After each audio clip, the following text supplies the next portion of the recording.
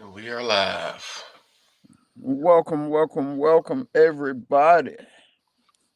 Welcome back to Becoming American, where we talk about ADOS and how we should focus on becoming American because we don't have anywhere else to go. Yeah, this is our history for sure. I Yeah. I wrote in something I wrote like I lament the fact that they've taken our history and made it all and cast it under this what I said the sort of like the stream of skin color to where like the way that black history is talked about, at least from from everybody's position, it's not about the descendants of slaves, but it's about like Africa and Egypt and all kind of And we have mythology. no idea. Mythology. Yeah.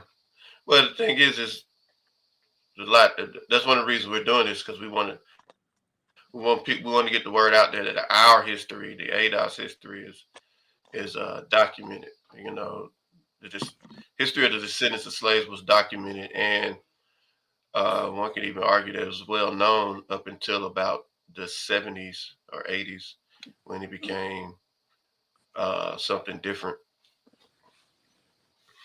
But yeah, so I just get that But out there. we are almost done. We probably got what we say we was gonna try to do one more podcast about this book. Yeah, so we're gonna do one today on chapter 4 and 5, and then we were gonna just talk about the conclusion, Right, and then we were gonna move to just Reconstruction as a topical study right, versus right. just the books.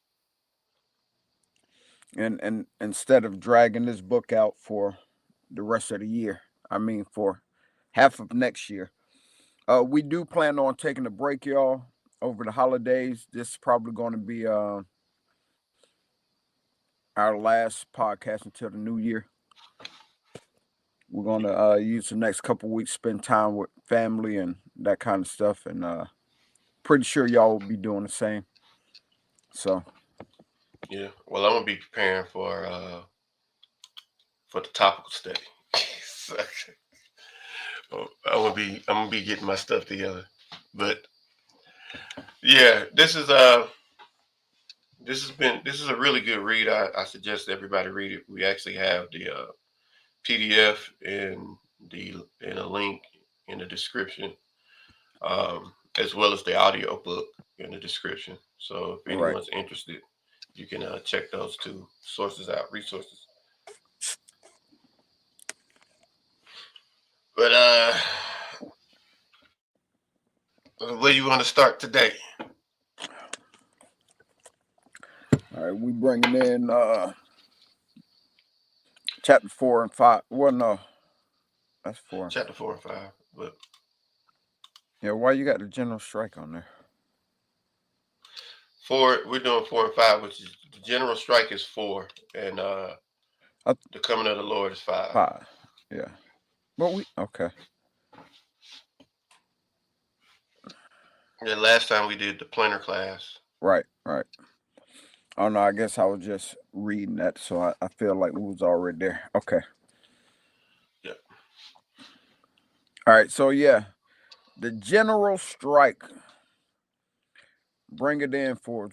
What did you the intro to the general strike? What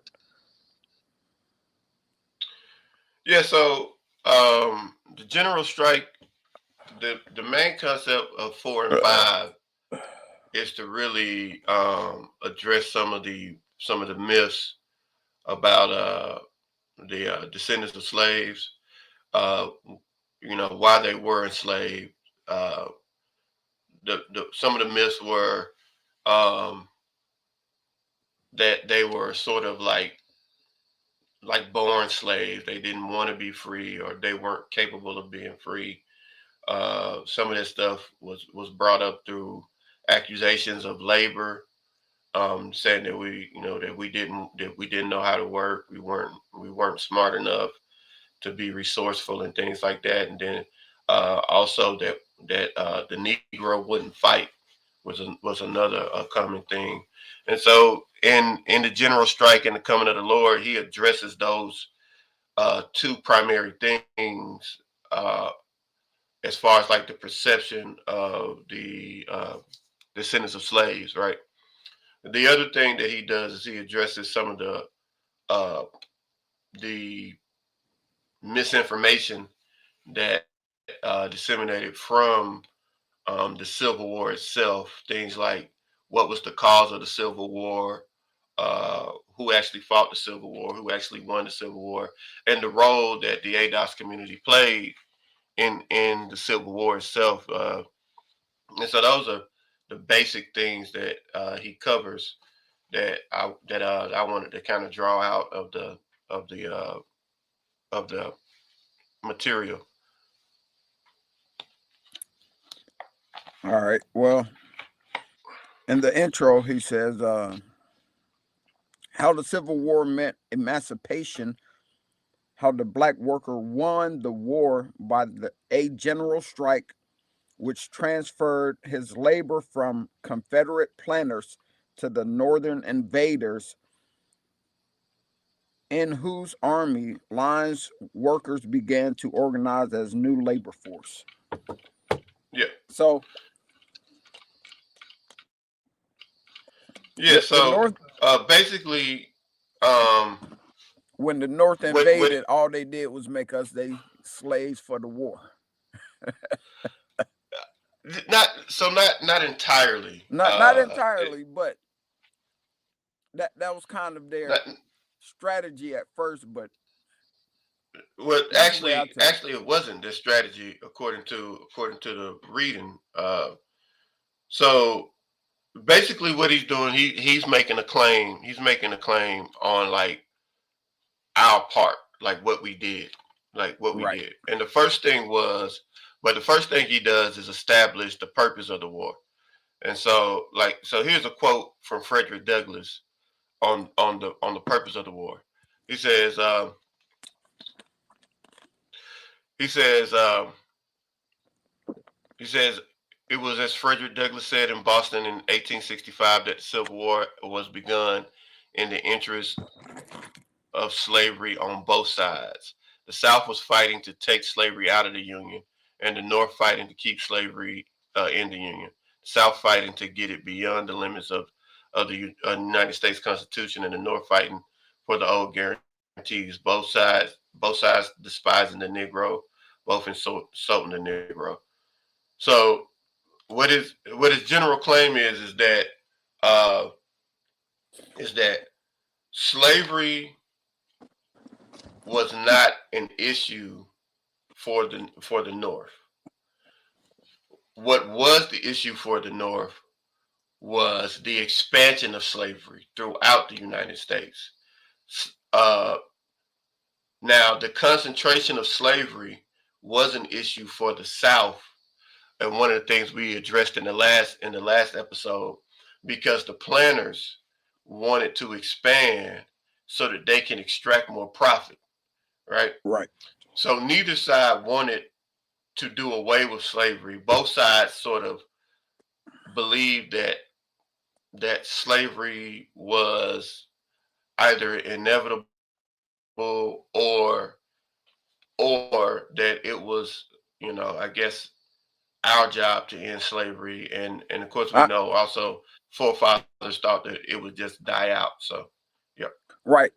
That's more of what I took from it. That the North figured that it would die out if they didn't let it expand, and the South Mm-hmm. looked at it as I got to keep my money and I got to keep my status against these Northerners, so we need to expand it.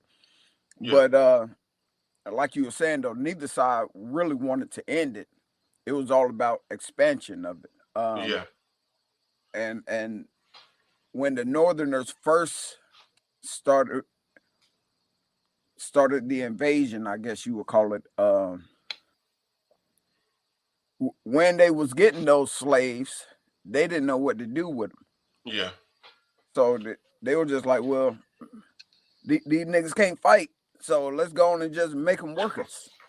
You know. Yeah, yeah. So that was so it was a complicated issue. One, uh, the South, the Union made clear to the Army, But to the Federal Army, that they were not to interrupt what they called, uh, the practices of the South, the institution of slavery. right, And so, what that actually the way that actually played out was in a few ways. One of the ways was that once they finished fighting, they would allow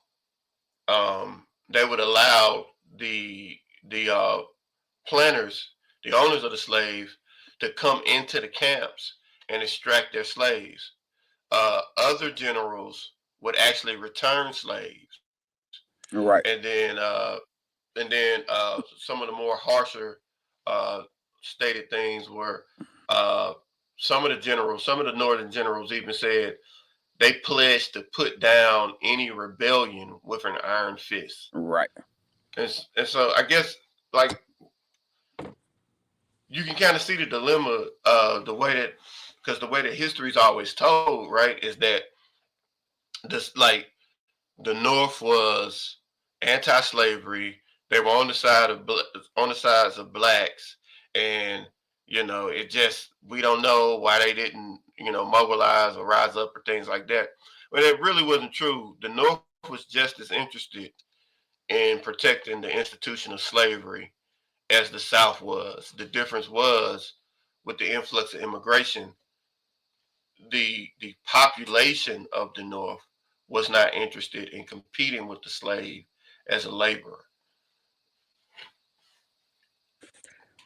Yeah, but that just goes to my point that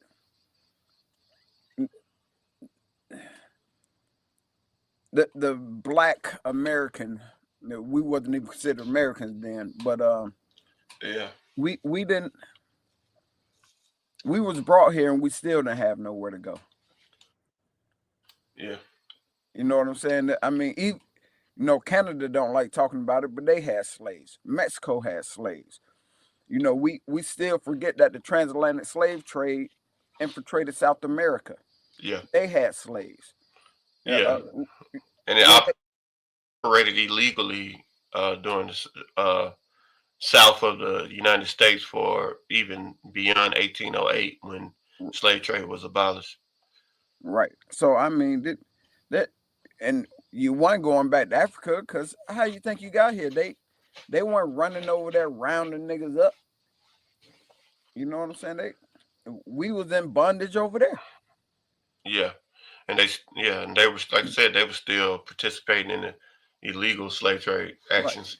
So, um, yeah, but, like, to your point with black labor, when he says the black labor was transferred, um, what what actually happened was there was a general by the name of General Butler, who actually, he worked with abolitionist Charles Sumner, who W.E.B. Du Bois get into in detail Charles Sumner's role as an abolitionist later on in the booklet.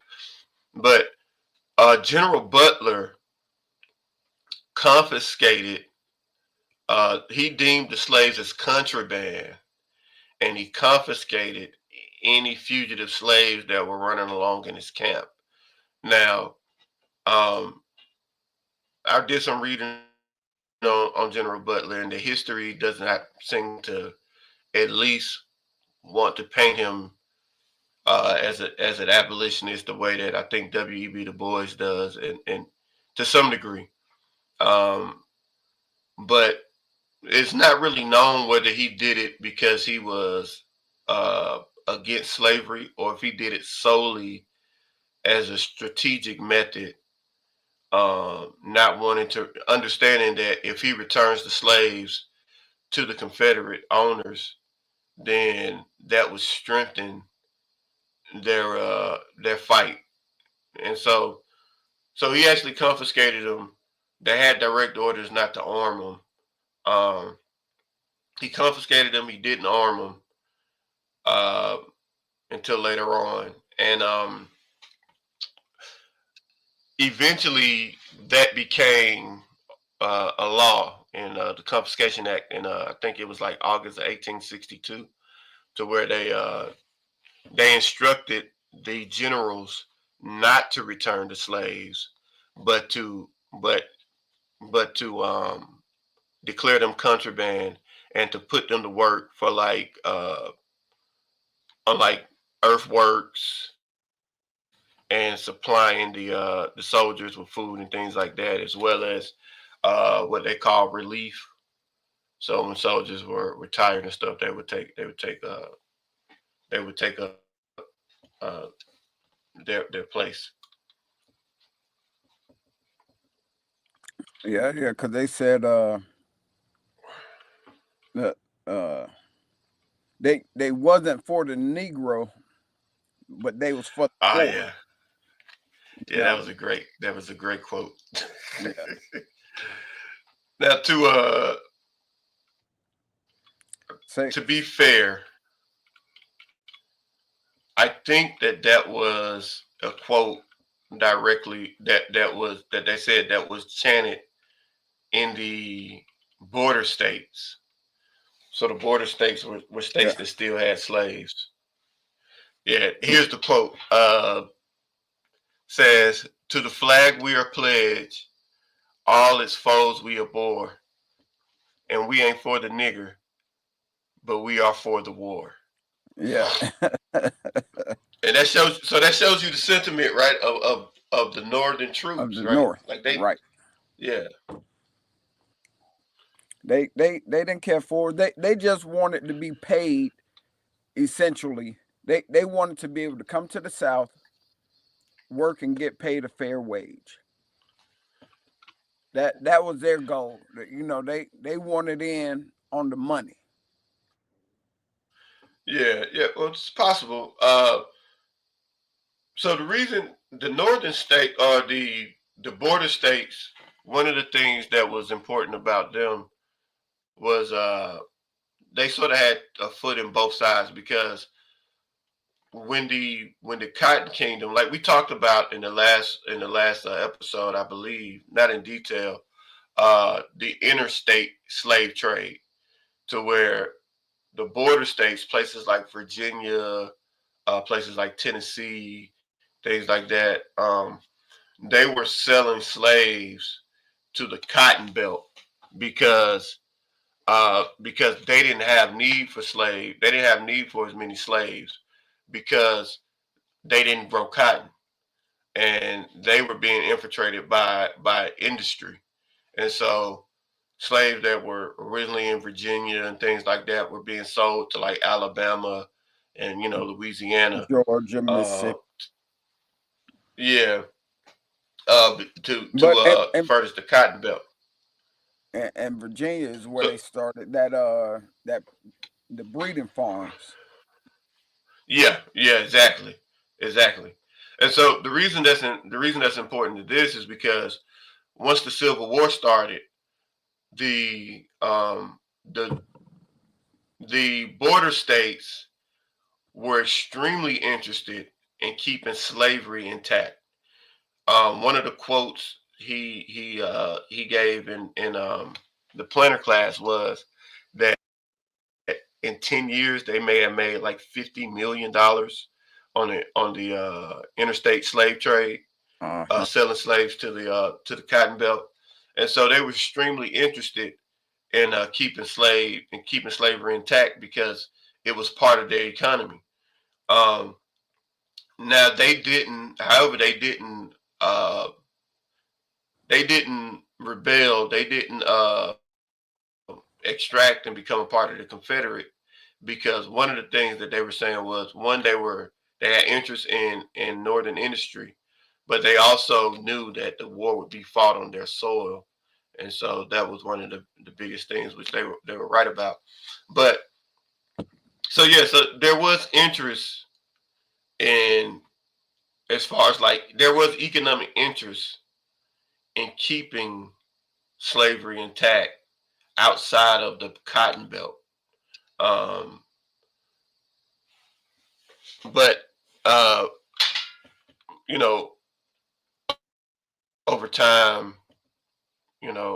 over time, it became clear that it was not possible. Uh, I did want to talk about. Uh, I did want to talk about like the mindset of the South, of the Southern planters, or the South going into the war, and why, and one of the reasons they chose to rebel and go into the war, because it was a lot of there's a lot of things that was going on, but and some of it was even naive, like just naivety on the planter side. Because so what you had was, as we discussed in the last episode, was this um, they raised the biggest uh, harvest of cotton that they had ever raised, Yep. right? And so they were at the peak of their, as far as like economically, they felt that they were at the peak of their powers.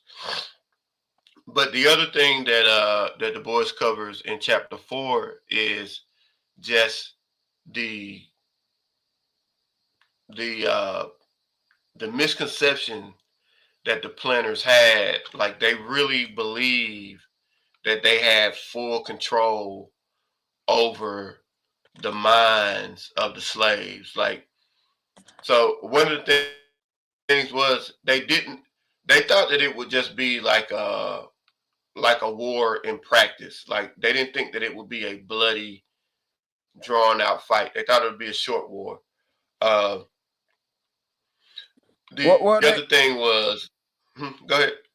they also thought that they could control the narrative of the war to the slaves and make us believe that they were winning, they were going to win, they were pushing them back, and that nigga, you gonna be a slave forever. So just going to help us out real quick with this war thing, and everything go back to normal here in just a minute. Yeah, yeah, exactly. Like they were under these misconceptions of like uh, that slaves were content as slaves and they wouldn't revolt Right. in any form. And that's Uh, what general strike was really about, when the black slaves would run away and they would run to the north. The strike was all about them not actually striking as we see it today. It was them giving their labor to the union to help in the cause. yeah, yeah, And so the strike was against the slave master, but they were still trading their labor. yeah. So at first they were refusing to work on the plantations, Mm-hmm. and some were even fleeing the plantations. Mm-hmm. And like you said, and then and exchanging their labor, uh, and trading their labor to the union. Excuse me. And so, but the planners thought that the war would be sort of a show, that it wouldn't be long, it wouldn't be bloody. They thought that they had complete control over the slaves, and therefore they could flee the plantations and leave the slaves without any like man oversight. So they left the slaves on the plantations with the children and the women. Right. And then to try to, like, to your point, and to when they tried to, when they noticed that it may begin to be a problem, um they tried to give them they tried to make them believe uh that the North was the problem and the North was being cruel to Right. them. I had one quote where he talked about um, chopping off the ear, Yeah. where he talked about the slaves fled to the Union and the soldiers chopped off their ears. It was crazy how just how diabolical they were with Well, at one point, the North was actually kind of losing, so they had to consider using the runaway slaves as soldiers because they didn't have the manpower. They thought that they was going to get uh, the white Northerners who wasn't really fighting to free any damn body, and they wasn't. I don't know if they really was concerned with keeping the Union. A lot of the soldiers, anyway. I'm not talking about the generals and stuff who were in charge. I'm talking about the actual soldiers. I don't think they was really concerned with keeping the Union together. I think they was more concerned with labor. They wanted to get paid. They wanted if y'all Southerners keep that shit down there and don't expand, then the West will be a place we could go with no niggas and work. Because California didn't want us, Oregon didn't want us, a lot of the Western states didn't want black people at all, yeah slave or free. they didn't want us west of the Mississippi.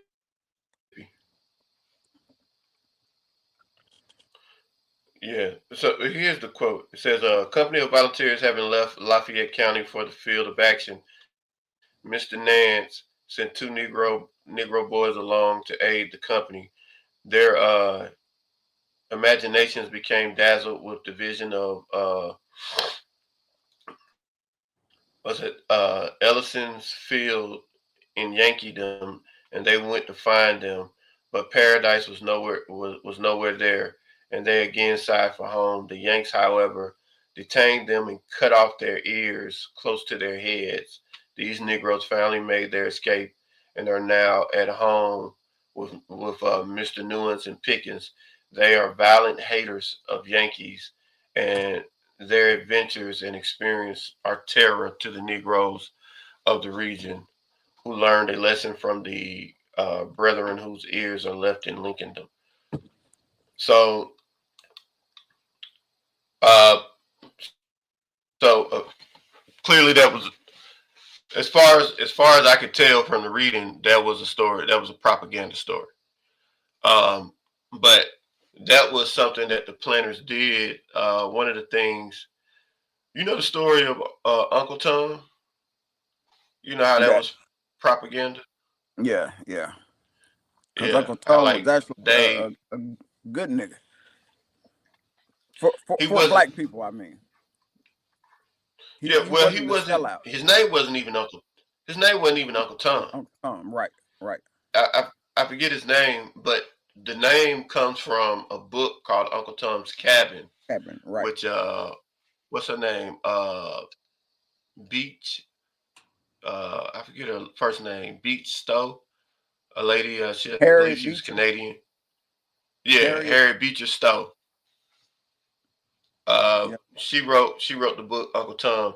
Now in the story there was another character who was loyal to the slave master.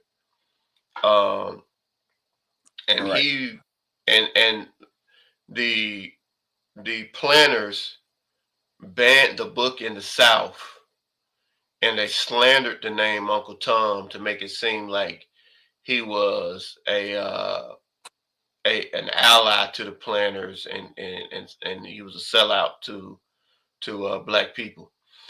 And it's so crazy because a lot of the propaganda that they created even resides today.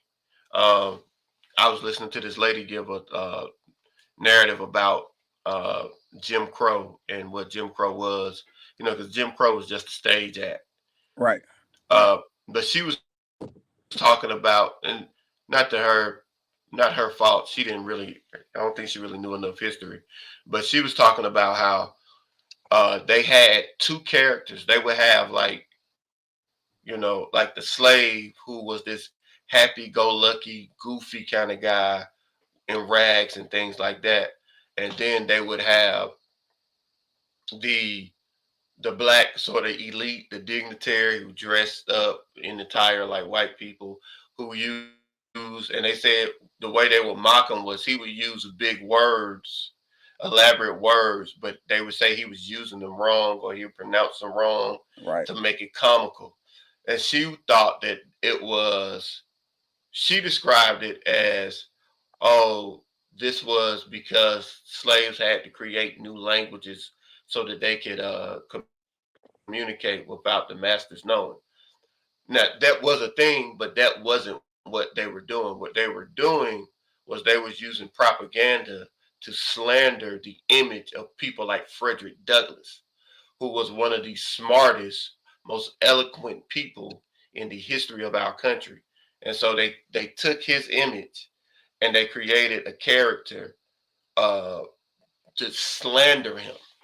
And like that's just something that they did. They were very good at propaganda. Even today, I know I know plenty of black people that still believe in the curse of Canaan. Was Yeah. also propaganda. So it just shows you the depth of their thing. It's it's diabolical, man. But Uh, yeah, a, so a go lot ahead, of go people ahead. believe that book Uncle Tom is what helped fuel the start of the Civil War because they say she humanized the slave. Yeah, Harriet Beecher stuff. Yeah. They say that Yeah, her. she made him a real person with emotions and feelings instead of this cowardly, backboneless, spineless, wanted to be a slave type of person that the South portrayed us as. Yeah, yeah, yeah. Her, Frederick Douglass, Garrison. What was his name? Garrison Lloyd. Uh, they were all really instrumental in it. And then, of course, John Brown, who actually, I didn't know that the John Brown insurrection happened in 1859. So that was one of the big turning points as well. And it says, yeah, because that goes back to the the the Southern miscalculation, Yeah, where they, they assumed we was going to be loyal, content, and controllable, not knowing, like you said, that even though they portrayed it wrong, we did have a whole separate language where we would speak to each other, so the slave master wouldn't know what we was talking about. But because we wanted our freedom, it's just that we didn't know how far this slavery thing went. We was contained to the South so well, that we may have heard of free black people, but a lot of slaves never saw it. yeah. So one of the things that I am not sure of, it is clear that we wanted our freedom at some point. I am not completely sure that we wanted our freedom from the beginning because there does seem to be this progression, at least from what I've been reading in the Bois book. There does seem to be this progression on all sides, right?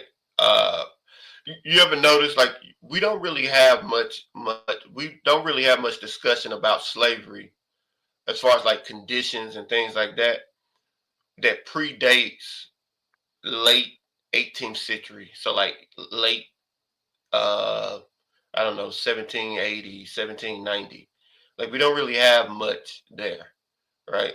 Right. Um uh it really sort of picks up in the late 18th century, early 19th century, and 19th century on through. Uh, and there's a lot that changed, right? One was just the assimilation. I think the assimilation of blacks, assimilation of the descent of the slaves. Um, me and you talked about it, or you mentioned it, that it wasn't like we had freedom and then we were captured and then became slaves.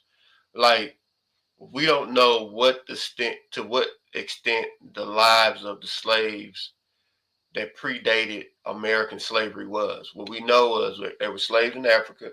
They were sold through the transatlantic slave trade to slavery in America. And so that's one of the reasons I think like the Uncle Tom Cabin book was so powerful, because it mentions in this story, I didn't do a deep dive in it, but I did do some research on it.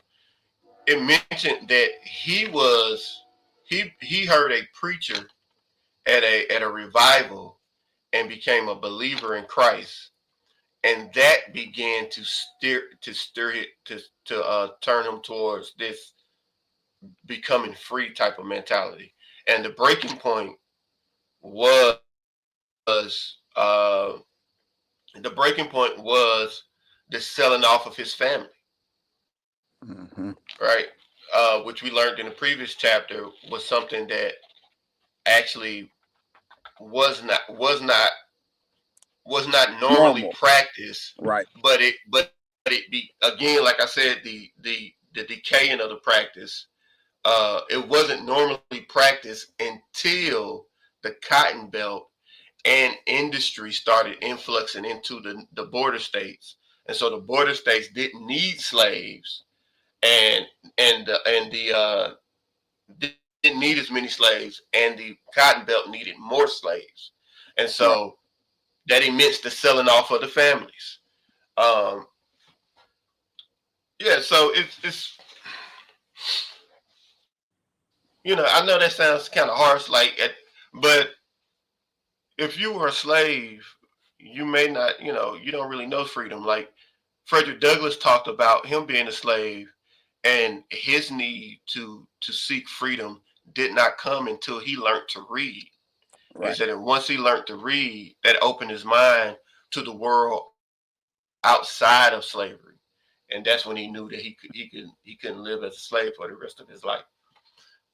So I guess that's my thing about like this mythical.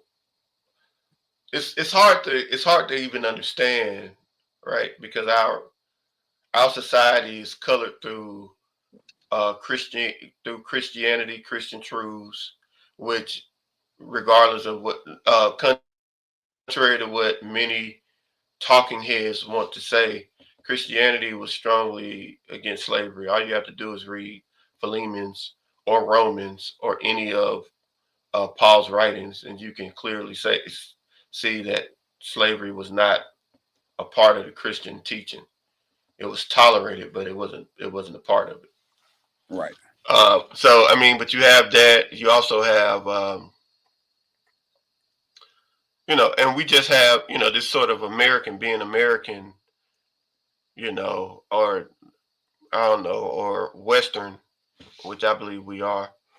Um, Slavery is not, slavery is abhorrent to our culture. So we really can't imagine this idea of someone being born into slavery and not having a real issue with it. Not having a desire to leave. Yeah, yeah.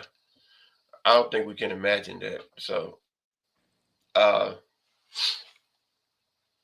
but yeah, that's it's possible. I still have a lot of questions around that. But Well, I haven't found a lot of writings uh,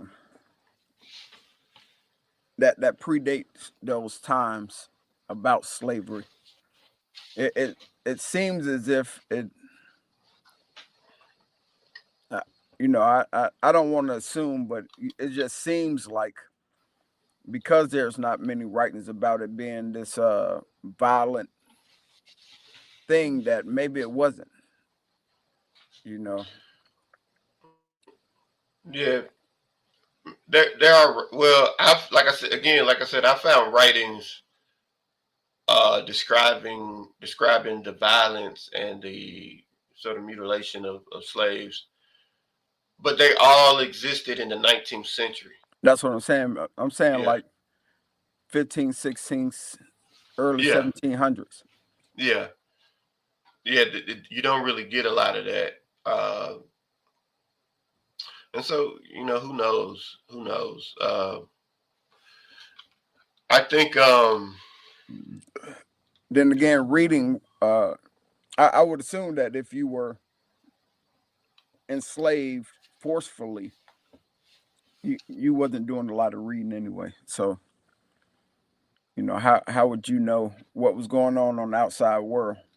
You know, yeah, but I mean, I said 25% of the southern they said southern poor whites knew how to read. yeah, So it wasn't reading wasn't truly necessary for a lot of folks.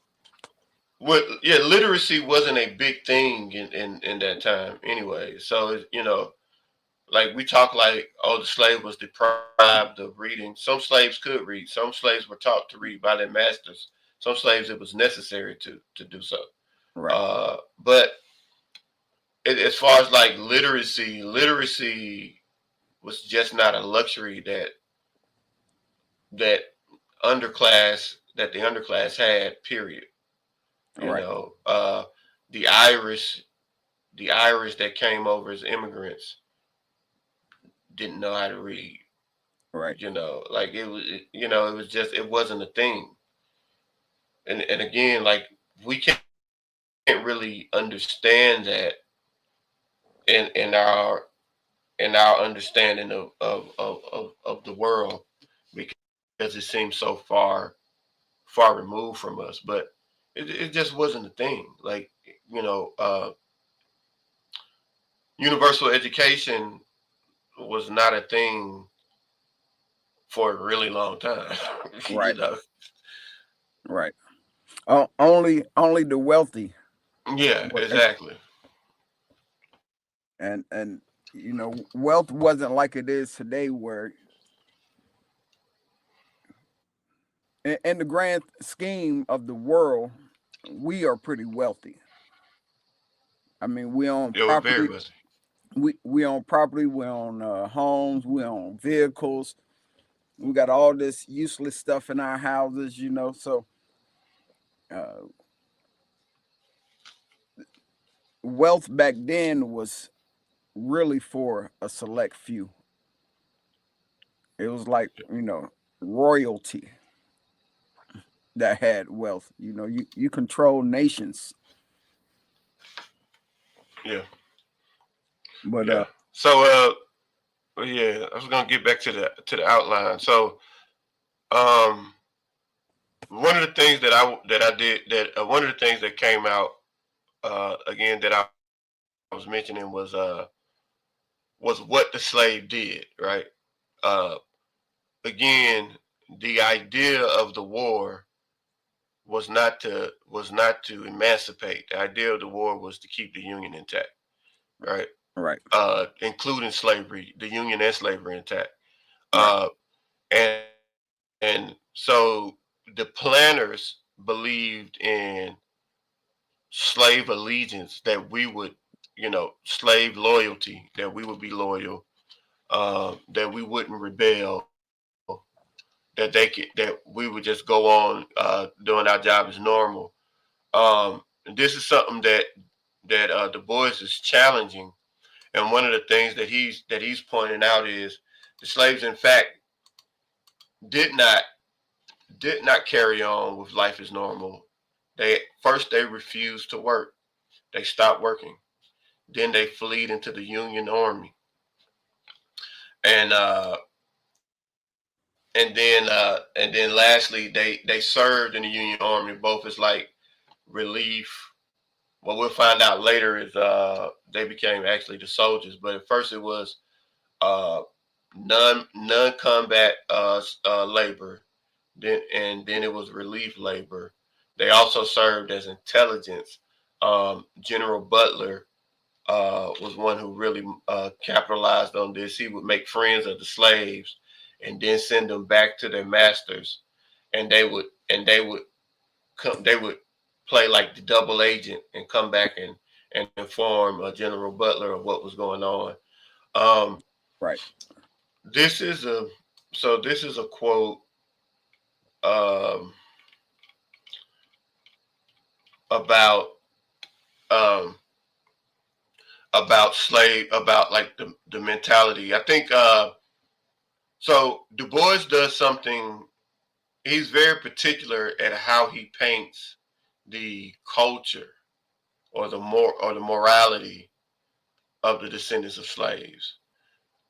He does something that paints them as more human, and that's actually strategic. That was actually something that was co-opted by the NAACP for years until I don't know what happened, um, but early on, this was something that actually preceded, not that preceded, but that extended beyond like just this time. For a long time, the leaders in the ADOS community were very particular at at the image that they portrayed public facing of the descendants of slaves. And so one of the things that he quotes in this is um, they did not anticipate a rebellion, and the narrative from the south from that was written after the war from the south was that a rebellion didn't happen, but in fact the rebellion was not an uprising, one of violence. It was one of just watching and ceasing to participate, Right. right? And so like this is one of the quotes that he says.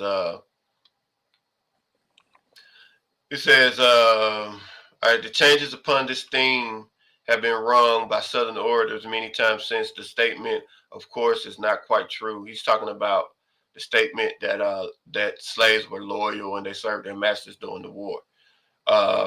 Said hundreds of thousands of slaves were very evidently leaving their masters' homes and plantation. They did not wreak vengeance on unprotected women. They found it an easier, more effective, and more decent way to freedom. Men go wild and fight for freedom with bestial ferocity when they must, where there is no other way. But human nature does not deliberately choose blood, at least not black human nature. On the other hand, every slave that escaped to the Union Army, there were 10 left on untouched and inaccessible plantation, untouched and inaccessible plantations. So, he's making this argument. He stated in the beginning of the chapter, he said, "War is murder and death." Right. So he states that, and then he states, "Okay, well, the slaves are not interested in being murderers, and so what do? They don't they don't grab up weapons and slaughter like women and children and escape and run wild. No, what they do is they watch, they listen, and they extract the one valuable thing that they provided to the Confederacy, which was labor, right? And so that's the dynamic that he plays with, which I thought was uniquely, uh, which I thought was pretty refreshing. One, because um, ADOS culture is portrayed as the opposite now. We're actually portrayed as more violent, more antisocial, more all this different stuff, and it's just really ironic how like in the earlier times this was a conscious thing to paint the ADOS community as peaceful and uh, not intentionally willing to shed blood. And we'll get into later in chapter 5. He talks about how that plays into the whole overarching thing. Yeah, but I see you got here. With this part I found interesting too. When they told the Union soldiers, hey, these slaves that's coming over here to work, y'all can't be treating them like niggas. Y'all need to respect them a little bit. They helping out over here. Y'all need to, you know what I'm saying? They hungry, make sure they eat.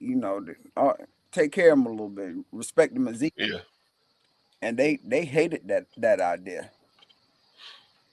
yeah, Most of them soldiers was like, nah, these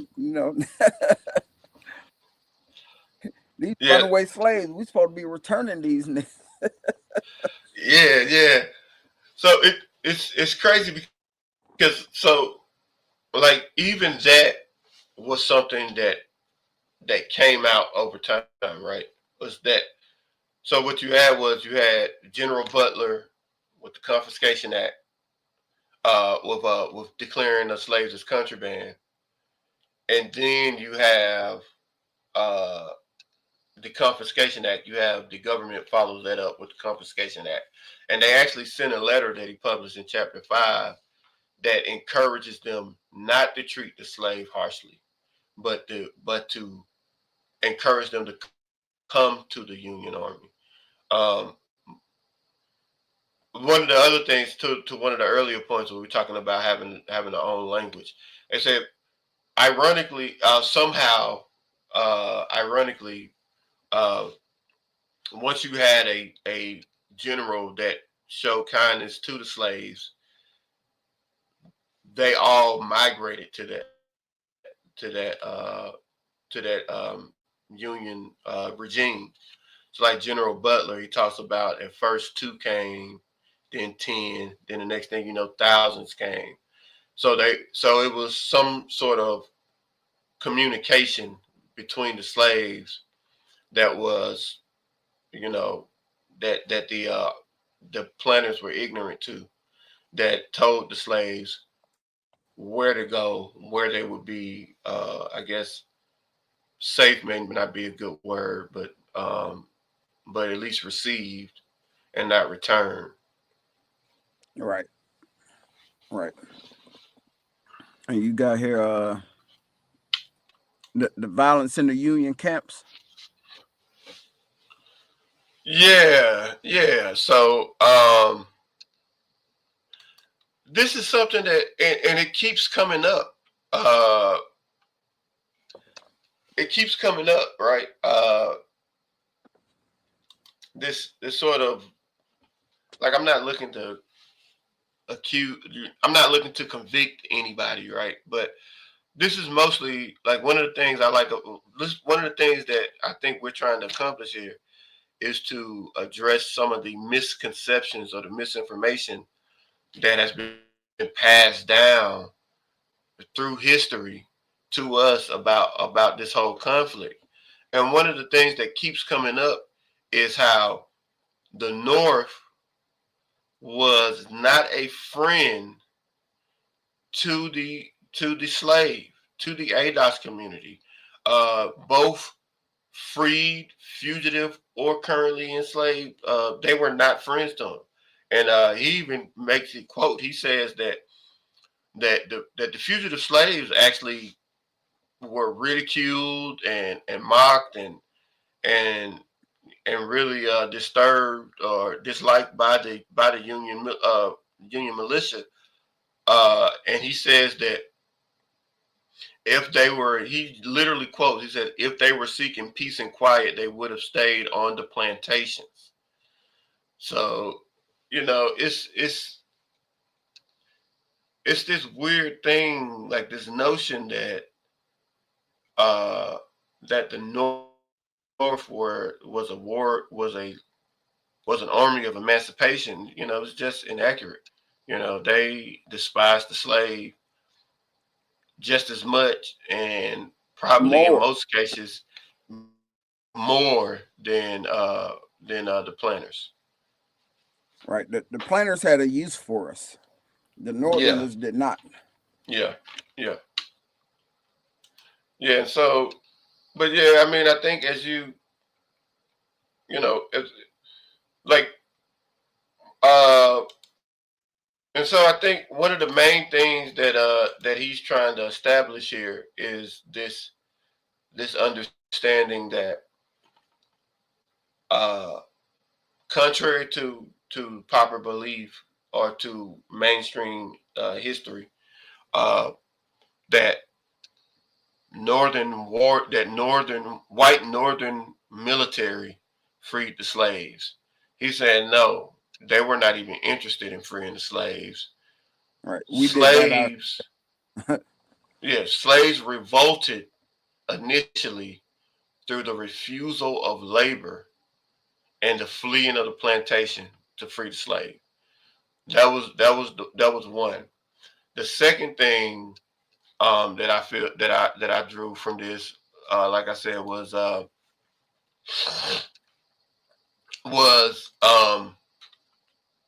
the slave as the worker, right? Because the other misconception that was spread was that slaves had to be slaves, because if they weren't, they were both not intellectually and let's say motivated to to operate with freedom, like, let's say, judiciously, right? That if they were not slaves, they would be a burden to the system, and and incapable of taking care of themselves or developing their own land and things like that. And he actually challenges that in this, as well. Here's another quote. So this is actually, um, General Sherman.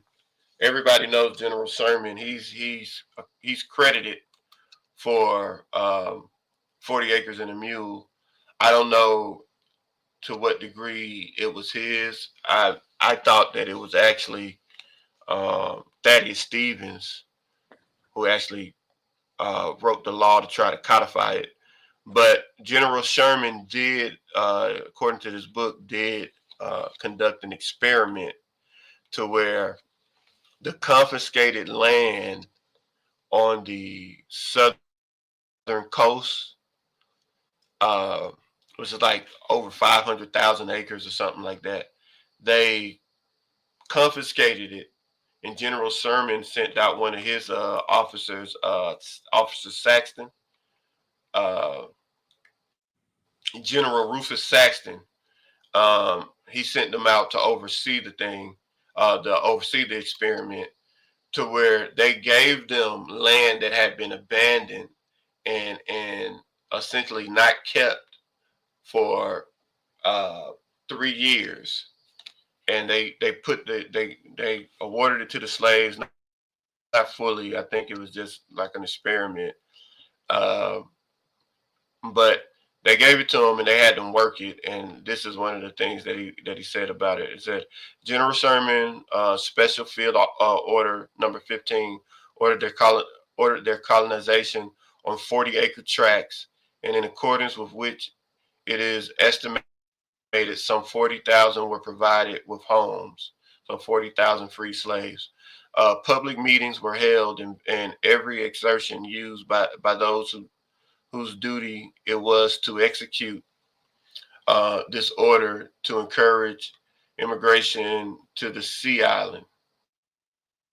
And the faith of the government was solemnly pledged to maintain them in possession. The greatest success attended the experiment, and although the planting season was very far advanced before the transportation to carry the colonists to the Sea Islands could be obtained, and the people were destitute of animals and had few, agriculture implements and the greatest difficulty in procuring seeds. Yet they went out, they worked with energy and diligence to clear up the ground run to waste by 3 years neglect, and thousands of acres were planted, and provisions enough were raised for those who were located in the season to plant, besides a large amount of Sea Island cotton for market.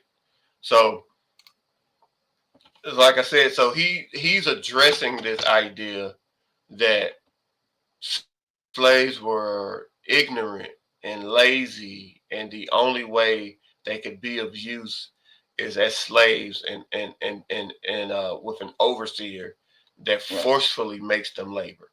Right. And he does that with quite a few quotes. Here's another one. He says, "This is a White Law Read."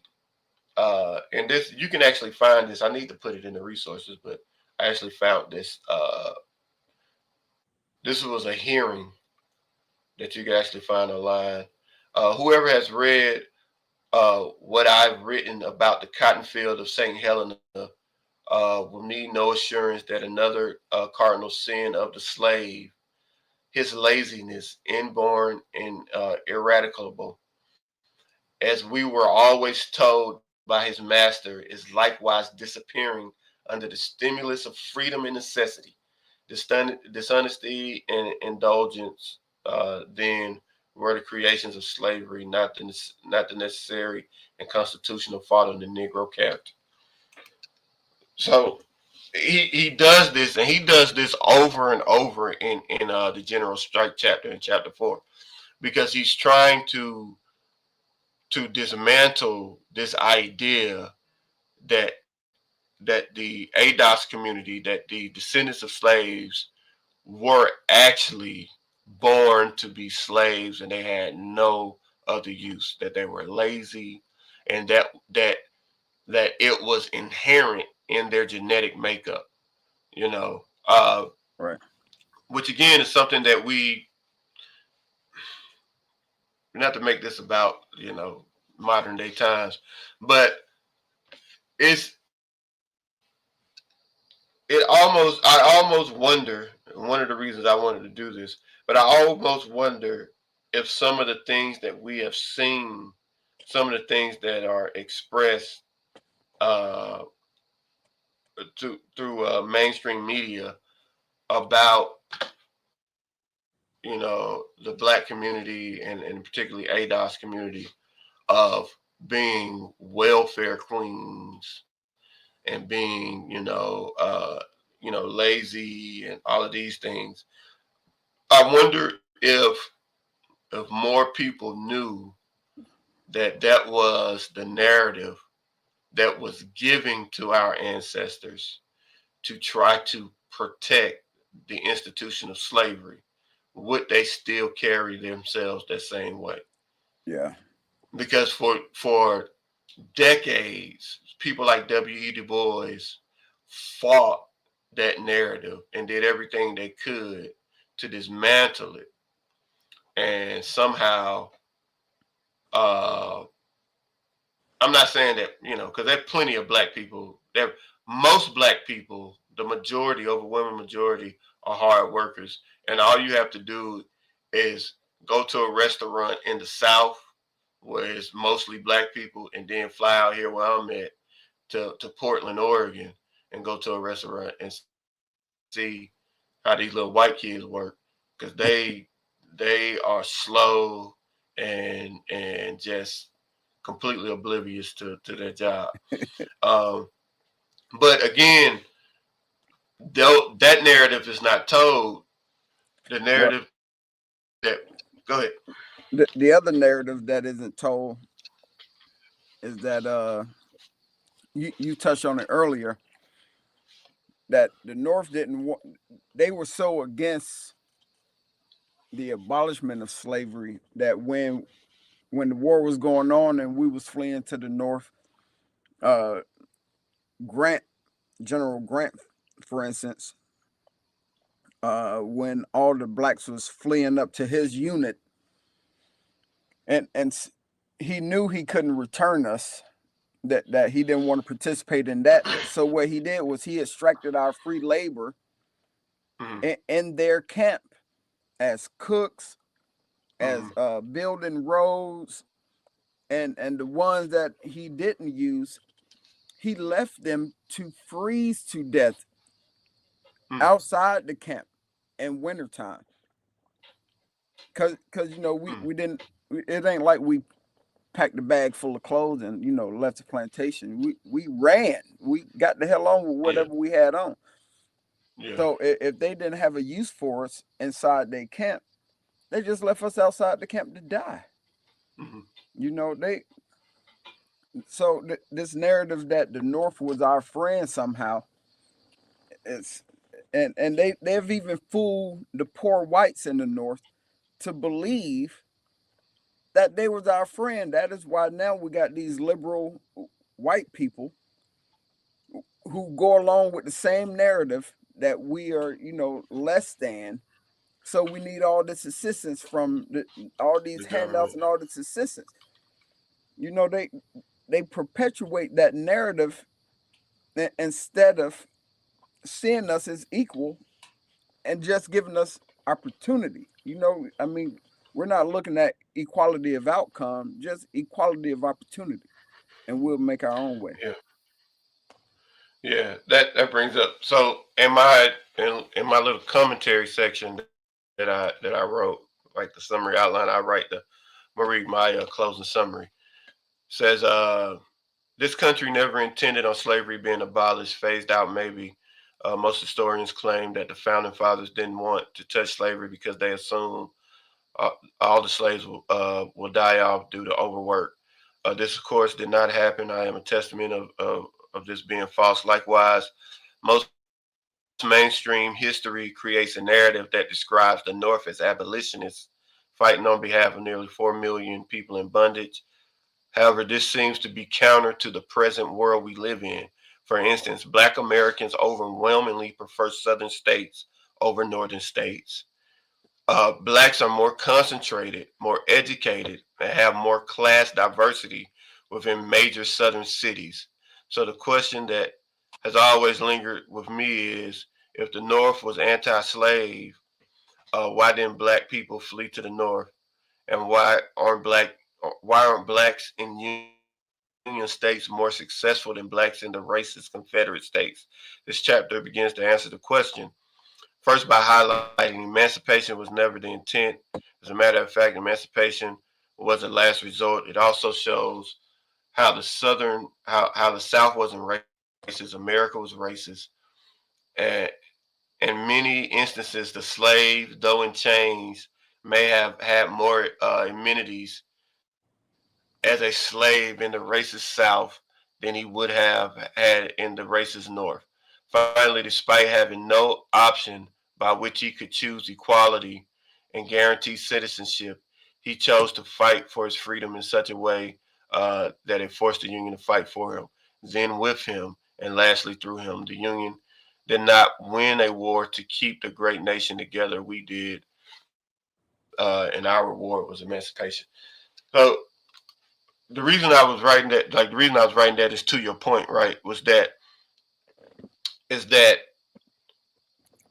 it has always been told to us. Like I get this all the time, even with black people that I meet up here, which is weird. Like the white liberals and you know the black Yankees that think they better than people. My dad is one of them. By the way, uh, they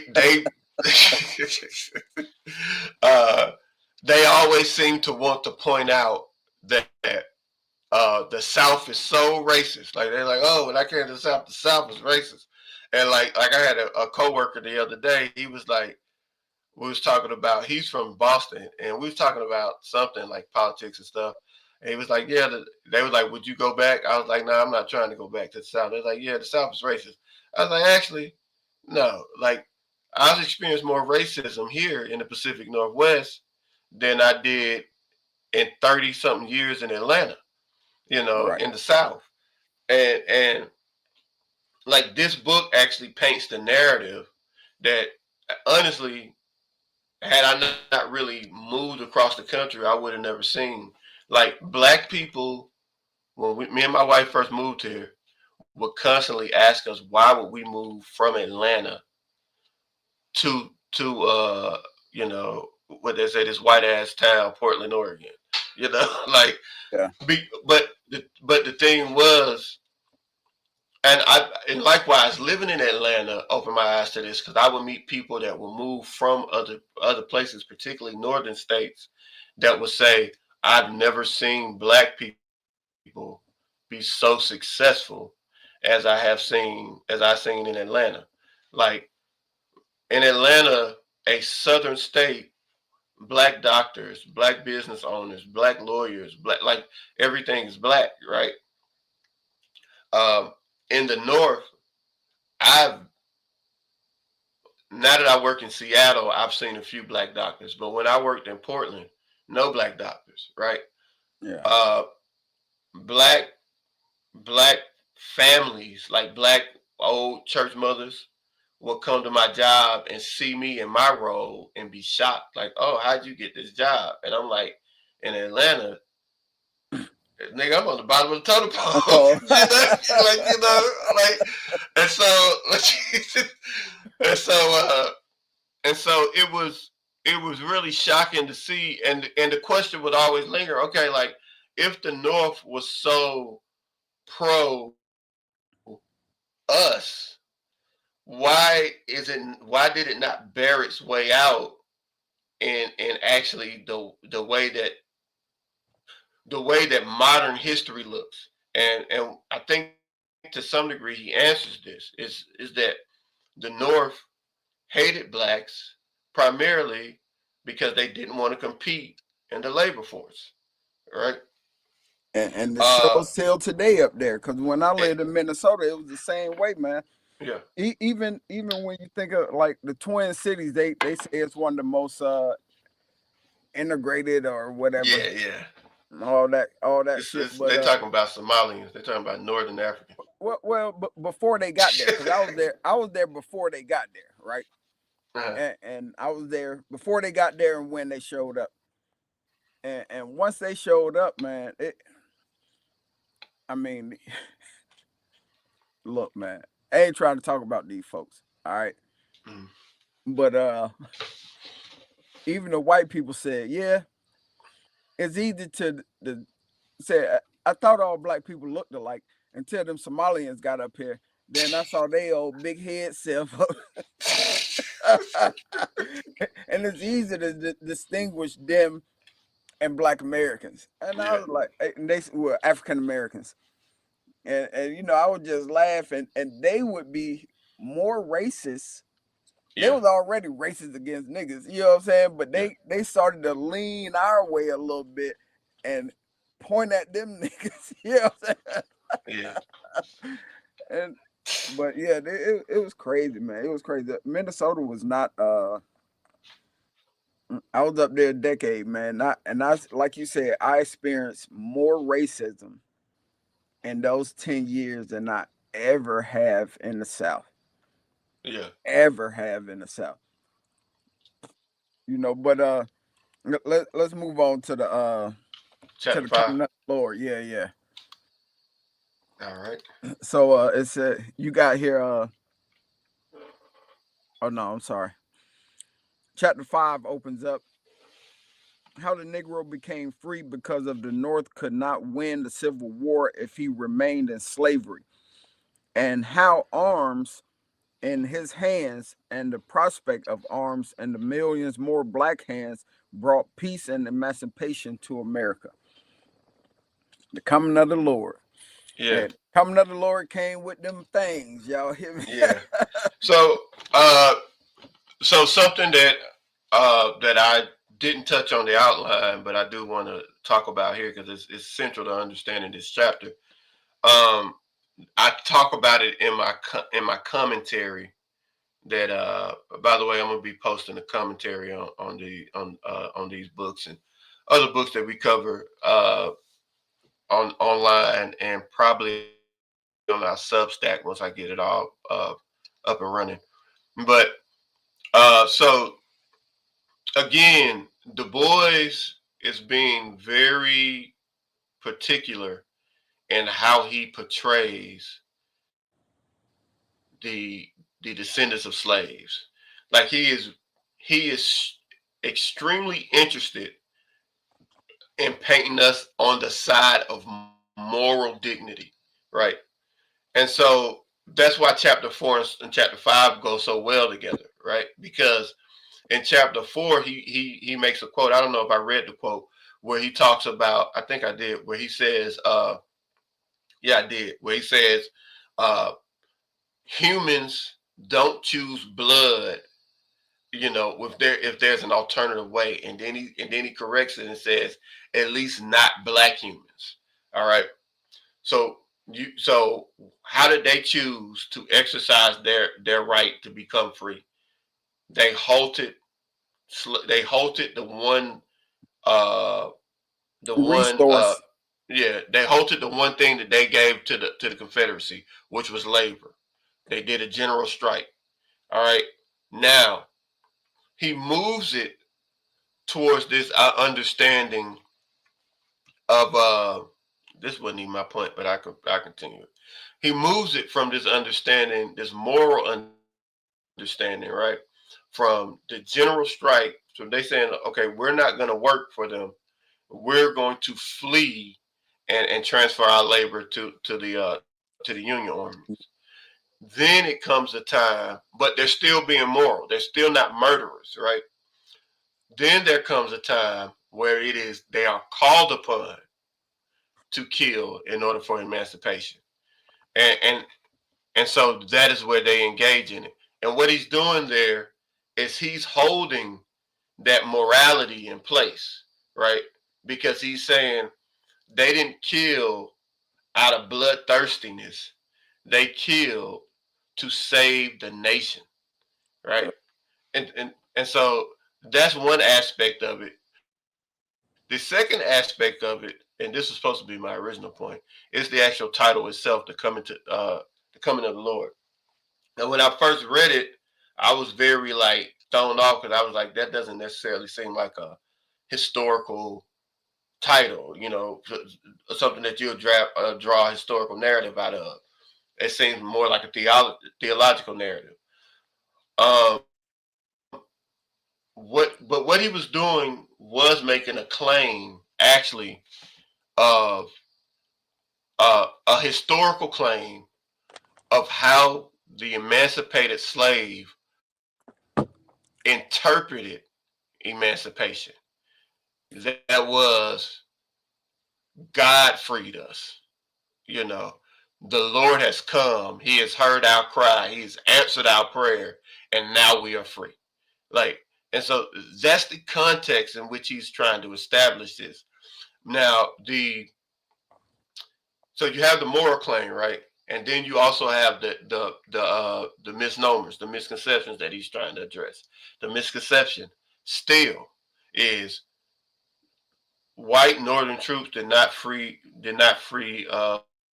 the slaves. Black slaves who were enlisted into the military to fight on behalf of the Union freed the slaves and saved the nation. And so that's the context of all of this versus versus like some of the other stuff that you may have heard or read. Um, Cause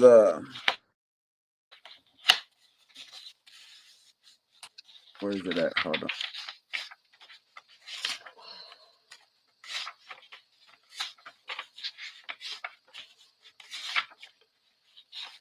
so I started the outline with Lincoln. I don't know if you want to go there just yet. If you had something else.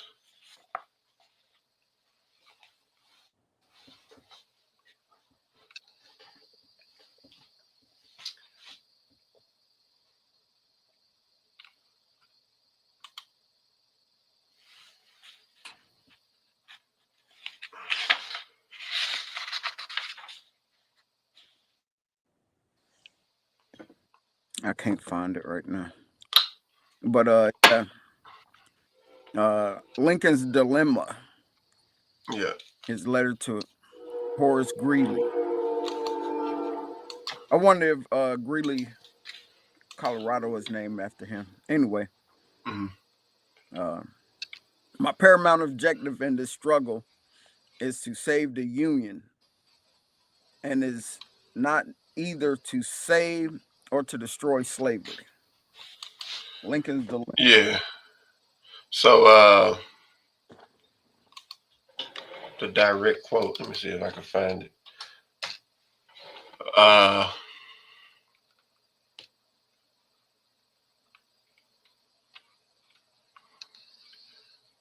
Yeah, we regard Lincoln as this hero to black people. yeah. He was not. He was kind of forced into freeing slaves to for one, to win the war, because that was his objective. Yeah. So here's the quote. He says, "My enemies pretend I am now carrying on this war for the sole purpose of abolition. So long as I am president, be it should be carried on for the sole purpose of restoring the Union. But no human power can subdue this rebellion without the use of emancipation policy and every other policy calculated to weaken the moral and physical force of the rebellion. Freedom has given us 2,000 men, 200,000 men raised on Southern soil. It will give us many more, just as much as it has subtracted from the enemy." And so, yeah, that was so the and this is another misconception too, right? It's the Lincoln. I actually have a few books on Lincoln which highlight this. So the mainstream understanding of Lincoln was that he was Abolition. a holy, righteous man who completely just hated slavery with perfect hatred. That's one of the ways that that's a way that Du Bois describes the abolitionists at the end of chapter 4. But history paints Lincoln as this, this abolitionist whose sole agenda was to free the slaves, right? His agenda in the beginning was never to free slavery. His agenda was to hold slavery, to hold the Union together with slavery intact. Right. He's also from a border state, Kentucky, so more than likely he had the same type of concepts that they will hold. Now the problem was he had recognized, largely due to the actions of his generals in field, like General Butler, like General Hunter, who understood that it was a strategic. It was to the advantage of the Union to not return the slaves, but to turn the slaves against their masters, get them on their side, so they could fight with us, right? And then ultimately for us. Um, but And, Lincoln, as time progressed, he went from a place of like sort of like agnostic about slavery, ambivalent or whatever about slavery, to slavery, the emancipation of slavery being a strategic move, right? To at the beginning of his second term, you see a total shift to it being a moral issue. Like, so he moves through this, and Du Bois moves us through it with him. It's this idea that slavery is not our problem. To slavery gives us an advantage. To slavery is the moral degradation that needs to be rooted out, so that for the soul of the West. and his goal after slavery was to get rid of us, to either send us back to Africa, or to find a country that would take us. Yeah, that wasn't so that was early on. That was early on. Because Lincoln did actually do a lot of things. Lincoln was spearheading the Reconstruction, which would have, had he not been murdered, which probably would have included reparations and all of that. He was spearheading that. Again, by the time the war had progressed into his second term, his heart was completely turned from one that was just ambivalent about slavery and slavery as a southern thing I, I to don't think his heart was. I don't think his heart was turned as much as he knew that in order to defeat the South, that it was something he had to do. I don't think that he had this coming of the Lord per se. I mean, maybe he did. I don't know. that's a good way of using it, Yeah. because that was one of like the title had a lot of dual meanings. So, but yeah, well, I'll let you be the judge because I'll read this to you. Uh,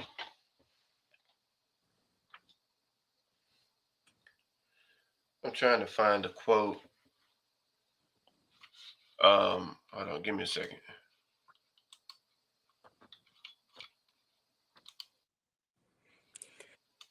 Politicians know how to So move the man.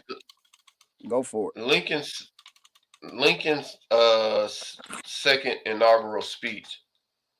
Uh, I think I think is the one that shows His turning around. yeah, the turning of his heart.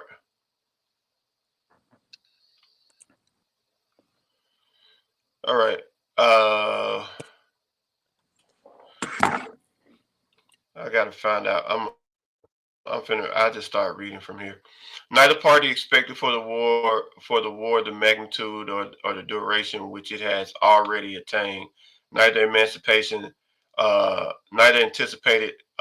the cause of the conflict might cease with or even before the conflict itself should cease. He's saying that the cause of the war changed. He's recognizing that the reason they were fighting changed.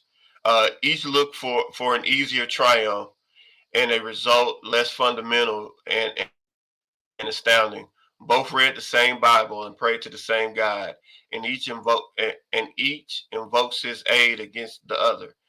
It may seem strange that any man should dare to ask a just God assistance in wringing their bear from the sweat of other men's faces. But let us not judge that we not be judged. The prayer of both could not be answered. That of neither has been answered fully. The Almighty has His own purposes. Woe unto the world because of offenses, for it must need for it must need be that offenses come, but woe to that man whom the offensive cometh. Uh, if we shall suppose that American slavery is one of those offenses which, in the providence of God, we need must needs come, but which, having continued through the appointed time, He now wills to remove, and that He gives to both North and South this terrible war as the woe due to those whom the offense came. Shall we discern therein any departure from the divine attributes which the believers in the living God always ascribe to Him? Fondly do we hope, fervently do we pray that this mighty scourge of war may speedily pass away. Yet if God wills that it continues until the wealth piled by the bondsmen 250 years of unrequited toil shall be sunk, and until every drop of blood drawn by the last shall be paid by another drawn by the sword, as was said 3,000 years ago, so still must be said. The judgment of the Lord are true and righteous altogether. That's the speech that's on his monument, by the way. I truly believe that politicians when they need the backing of the people, will say what needs to be said to get the people on board. Did he truly feel Okay, that way? Did he truly feel but that what way? people? Maybe, but What people? Because it wasn't. We've already established that Northerners were not pro emancipation. He does but the mention guys that fighting the that war, emancipation gave him. Hmm, so the Northerners who were fighting the war, you, we're you not got to pro remember. emancipation. Wait, we know that, but we do know that they got a chance to go home at times, right? They didn't spend all their time on battlefield. They got to go home at times, get a little leave time, and then come back. I believe that when some of them got to go home, they would talk to their family, and their family would talk to them about what was going on in the war, and they all came to realize that this is the only way this can be won. Not I that don't. they I don't. like, I don't think so. not that they liked us, not that they wanted us free, not that they. I truly believe it was about winning the war, and it had nothing to do because they say it. It had nothing to do with freeing us. It Well, had it was about winning. the white soldiers revolted, and and a lot of them refused to fight once the emancipation came through. Right. So it wasn't. So it did not benefit him. It benefited him initially. Now we have to also understand that once that was written, the emancipation had already happened, and so slaves were already free. Blacks were already fighting in the military on the Union side, and so and the third thing is that whites actually refused to fight for the emancipation in the North, and so they needed black slaves. So they needed the freed blacks to fight the war in order for them to win it. And so I mean I hear you. There's no way you can't judge a man's heart, but at least it seems to me from that inauguration speech on up until his death that he had a change of heart, and his change of heart was that this was a moral, this was sinful in the sight of God. This was uh, a moral tragedy, and that he had accepted this role that he's now remembered for today, as being anti-slavery and fighting on behalf of the cause of freeing slaves, because he clearly recognized it as time went on. Possibly.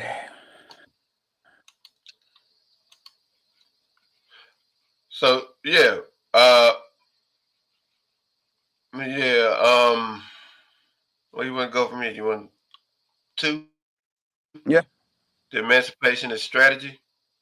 Yep. Emancipation was not a moral gesture. It was a military necessity. What the hell? See, Yeah. So we talked about they that. had to win. Well, yeah. Well, we talked about that already. I think like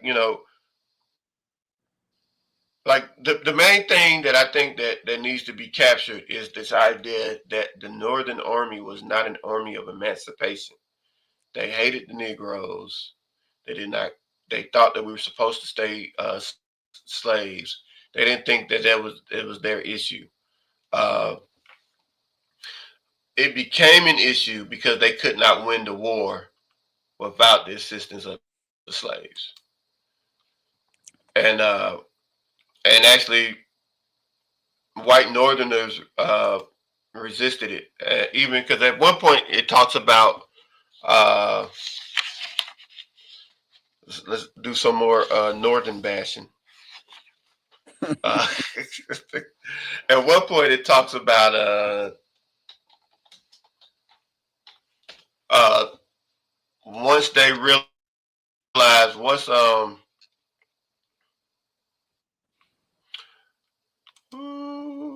let me see.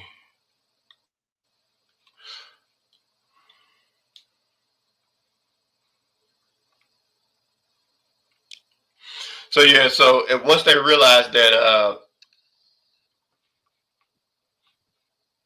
once they realized that emancipation was inevitable, or that it was going to be a real war, and that they had to free the slaves. It talked about white soldiers actually rebelling and quitting. They tried to. It's one story in here where he talks about they tried to list the draft. It says when the draft law was passed in 1863, it meant that war could no longer be carried on with volunteers. That soldiers were going to be compelled to fight, and these soldiers were going to be poor men who could not buy exemption. So they enlisted a draft, and in one of the stories that he talks about, and northern workers, northern poor whites, started rioting, and he says that it was largely a labor riot, but it did become in some places a race riot, and he talks about it in New York, one of the main places. It says the establishment of the draft undertaken July 13 in New York City met everywhere with resistance. Working men engaged in um, tearing down buildings, uh, were requested to give their names for the draft. They refused and drove away officers. The movement spread over the whole city. Mobs visited workshops and compelled the men to stop work. Firemen were prevented from putting out fires. Telegraph wires were cut, and then at last the whole force of the riot turned against the Negroes. They they were the cause of the war, and hence the cause of the draft. They were they were bidding for the same jobs as white men. They were underbidding white workers in order to keep themselves from starving. They they were disliked, especially by the Irish, because of their direct economic competition and difference in religion. The Democratic press had advised the people that they were to call upon to be called upon to fight the battles of niggers and abolitionists. Governor Seymour politely requested the rioters to await the return of the adjutant general, whom had dispatched to Washington to ask the president to suspend the draft. Uh, okay, here's the part I'm looking for.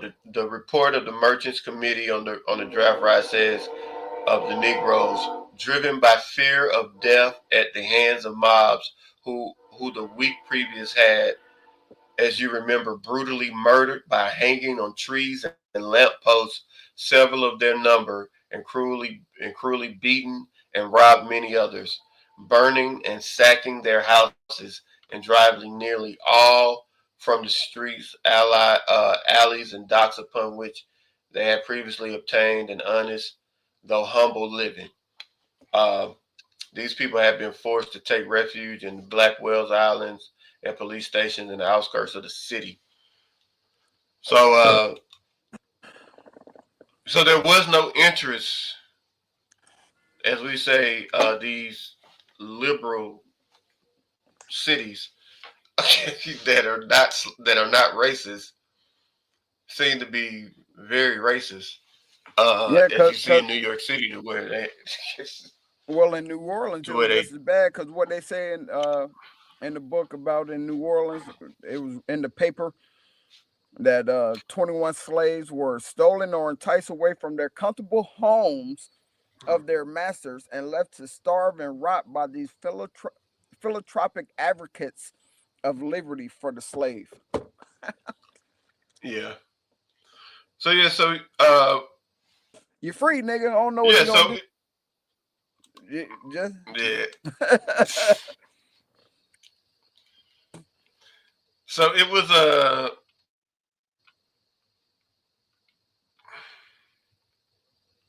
yeah, so it was a difficult thing, but so he had to, in other words. So yes, in the beginning, emancipation was a strategic thing. He had to because they wouldn't have won the war. But it later did become a moral thing. I believe it became a moral thing based on the second writing, um, the second inauguration speech. But now we can get to the black soldier because it look like we're running out of time. So, Sure, Liz. uh, so the black soldier. I wanted to read some of the stuff from that. Uh, so basically, what happened, like what we talked about earlier, was um, the slave was ignored. They resisted through through leaving the plantations, through striking on labor, and then leaving the plantations. Um, this actually led to the North confiscating the slaves and using their labor for themselves. And then eventually, because they needed slaves, primarily because white Northerners were refusing to fight through like not participating in the draft, and some just leaving and fleeing. Uh, they they needed the black freed slave as soldiers. So this is a quote that I found. It says, some say it is a burning shame to make the niggers fight, and that the thread of being killed belongs but to the white. But as for me, upon my soul, so liberal are we here, I'll let Sambo be murdered in place of myself on every day of the year. So this is Northern soldiers, once they find out, okay, emancipation is inevitable, this war, at least seemingly, is to free the slaves. They say, we don't want to fight for that.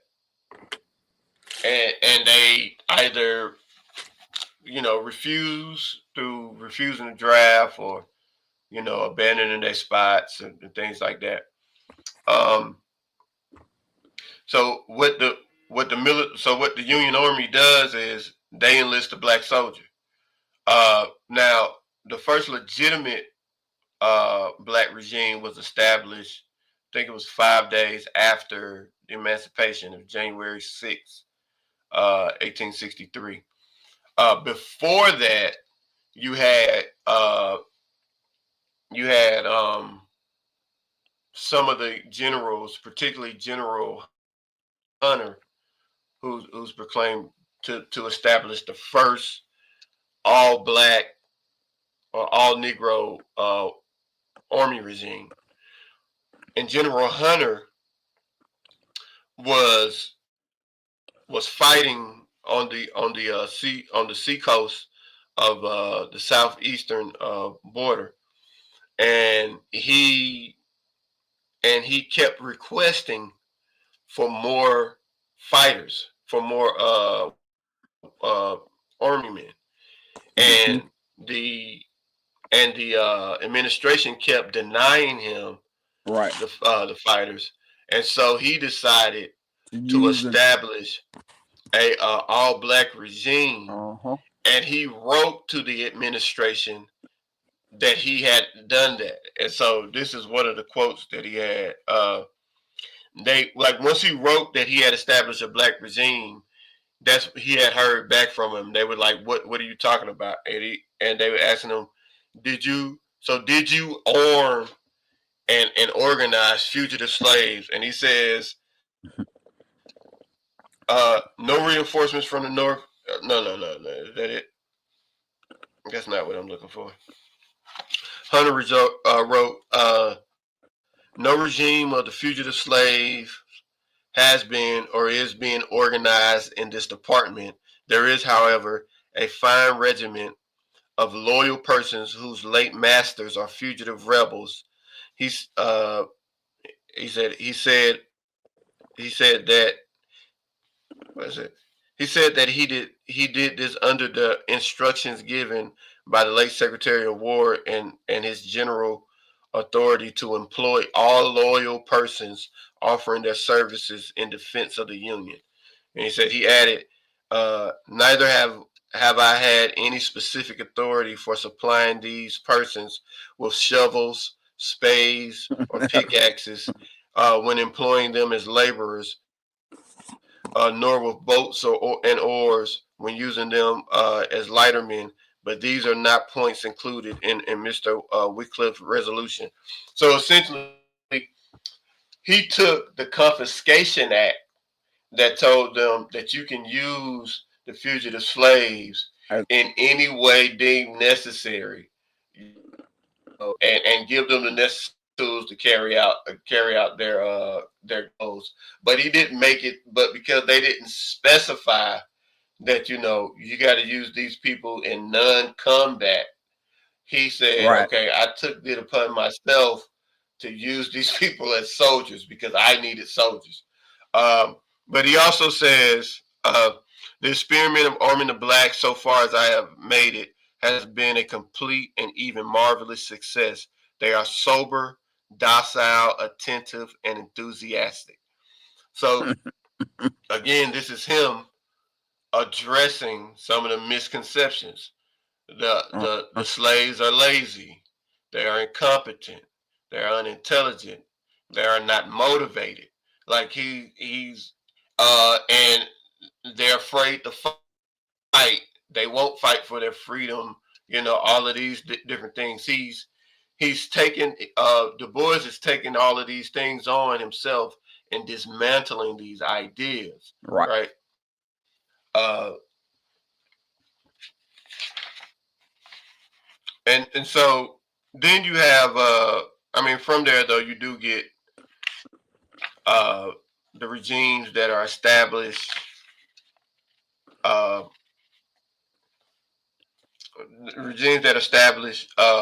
legally after the emancipation, and they did have like certain discrepancies of like pay and things like that they had to overcome. But eventually, as I think some just volunteered. There was one quote in here. He was like, "Pay or no pay, let us volunteer." That was one of the colonels. I think one of the leaders of the black regime stated. And so you had this,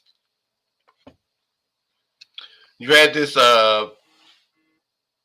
this, this, this use of black soldiers out of necessity, and all the accounts that came out of this were positive.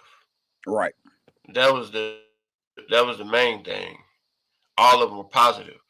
Um, and even in some cases, they suggested many of the generals stated that they would use black soldiers because black soldiers was used as shock troops.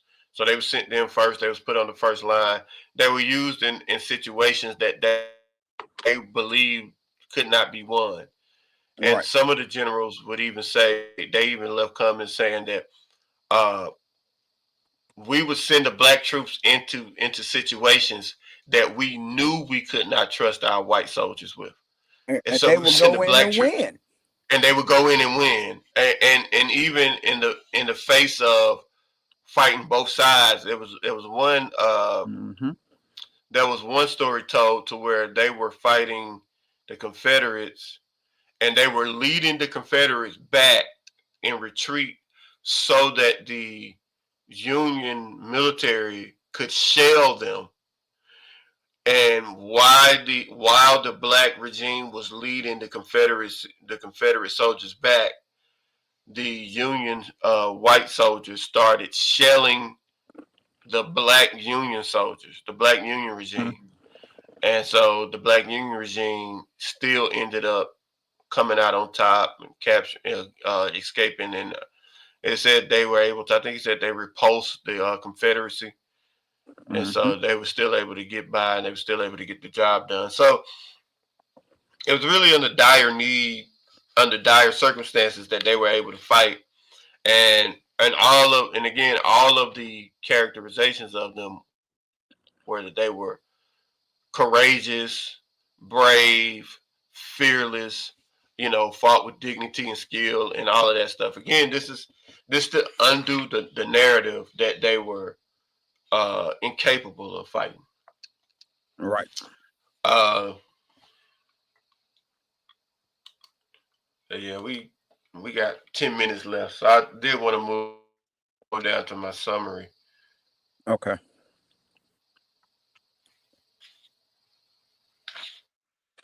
Who really fought the So war? The slave spoke eloquently by action, but his voice was ignored. yeah, so Stand on it. let me get this quote. The slave spoke eloquently by action, but his voice was ignored. So there's a quote. There's a quote by Frederick Douglass. Well, there's a quote. There's a quote from E.B. Du Bois. That's the quote I want.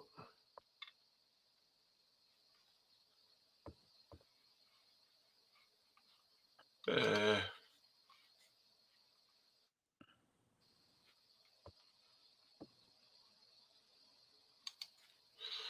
where is it? Hold on.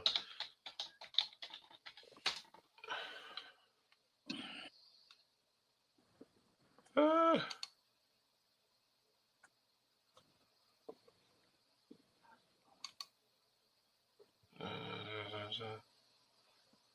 also, I don't think I can find it. Okay. Find I it. don't. What think was I it? can find it. What was it? So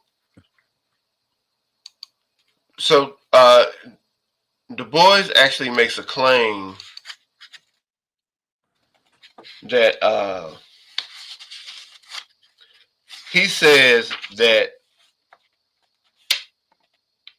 he says that not only did did freed slaves win the war, but he says but the actions of the freed slaves was what actually made emancipation possible. Um, and that's the thing that he talks about. I thought that was really unique because he says that he talks about it from a position that uh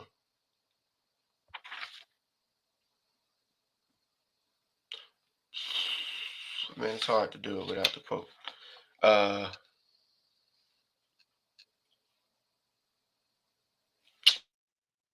all right, let me just forget it. Let me forget the quote. All right, I forget the quote.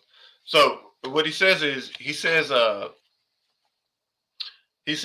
emancipation was not possible without the black soldiers. He said nothing else made emancipation possible except for the record of the black soldier.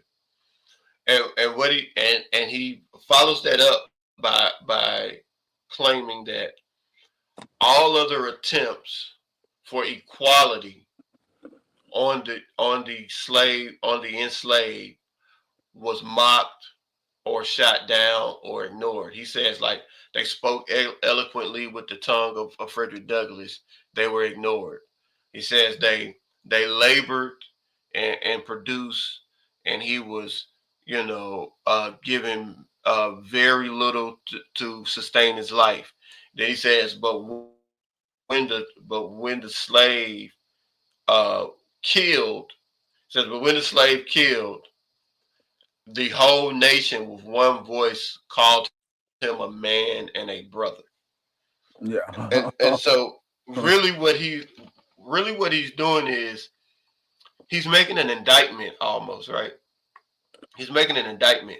he's saying that white Western beings forced the black man to become a killer. A killer. Mm-hmm. Yeah, yeah. He was And saying, once they saw that we were capable of it, I think then it we put a were little bit of, embraced. I think it put a little fear in them. Yeah, well, it maybe it definitely it was embraced. I think that's more of what I took from it, because the fear aspect. I mean, there's a lot of things that happened out after the war that can kind of uh go against that. But he definitely. I think what he was mostly trying to say was that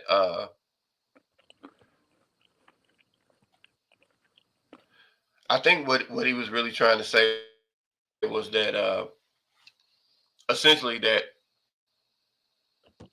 Western Europeans, the only language they understand is violence. Like, they don't respect they won't respect peacemaking. They won't respect humility. They will respond to violence. Of course, most people do.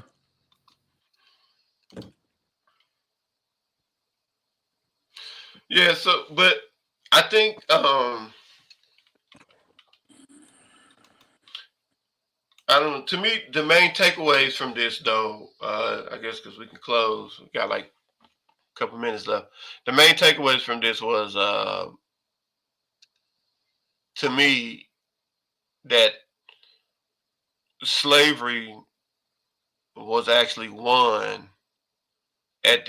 by the enslaved, which is the major thing, right? And it's not that the North was vehemently anti-slavery and hated it and decided we can't take this shit no more. We're gonna have to fight. It wasn't that. It was that the North wanted to keep the South in the Union. The slaves saw that as an opportunity to pursue freedom.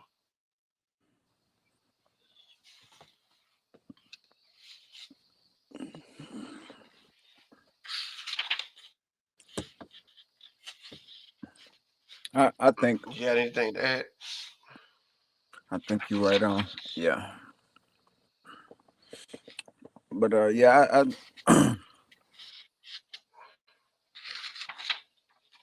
I think that's part that, like you said, we don't hear about our history, is that the emancipation was really our doing. When it boils down to Mm-hmm. the core of the situation, it boils down to, against both sides, the North and the South, we still got it done, but we got it done ourselves.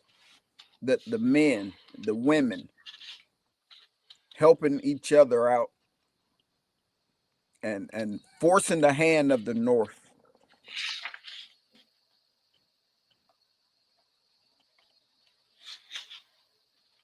Yeah, yeah.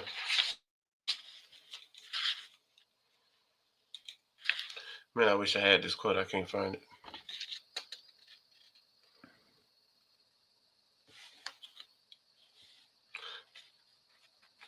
This is another thing, though, that I wanted to point out.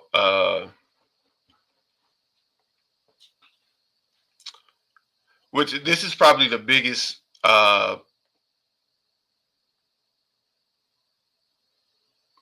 So this is probably the biggest misconception that I think that we have in this time. That actually, I think that modern day, ADOS culture, or just even Black culture, uh, somehow moved from from where their hearts were into this place where it is now, to this very like anti. very anti-Western, anti-white, and all of this stuff. This is a quote from Frederick Douglass. All right, I hold that the federal government was never, in its essence, anything but an anti-slavery government. Abolish slavery tomorrow, and not a sentence or syllable of the Constitution need to be altered. It was purpose so framing it as to give no claim, no sanction to the claim of property in men. If it is in its if in its origin slavery had any relation to the government, it was only as a scaffolding to the magnificent structure to be removed as soon as the building was completed. There is in the Constitution no East, no West, no South, no North, no black, no white, no slave, no slaveholder, but all are citizens who are of American birth. Such is the government, fellowship. This is another one. Such is the government, fellow citizens. You are now called upon to uphold with your arms. Such is the government that you are called upon to cooperate with in burying rebellion and slavery in a common grave. Never since the world began was a better chance afforded a long enslaved and oppressed people. The opportunity is given us to be men. With one courageous resolution, we may blot out the handwriting of ages against us. Once let the black man get upon his person the brass letters U.S., let him get an eagle on his button and a musket on his shoulder and bullets in his pocket, and there is no power on earth or under the earth which can deny that he has earned the right of citizenship in the United States. So,